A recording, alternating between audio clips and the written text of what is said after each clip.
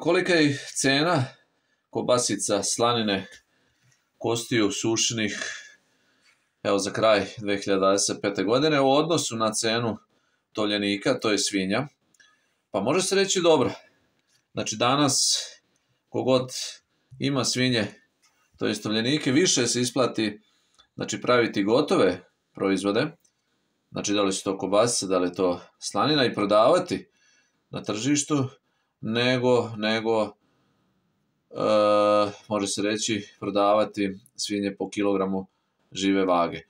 Negde prosječna cena svinja za kraj 2025. godine je oko 250 dinara po kilogramu, dok cene slanine ide oko 1400 dinara, kobasica, znači sušenih oko 1600 dinara, kostiju nekih 600 dinara po kilogramu. Znači svega toga vidi se da se isplate praviti gotovi proizvodi, sušiti i prodavati.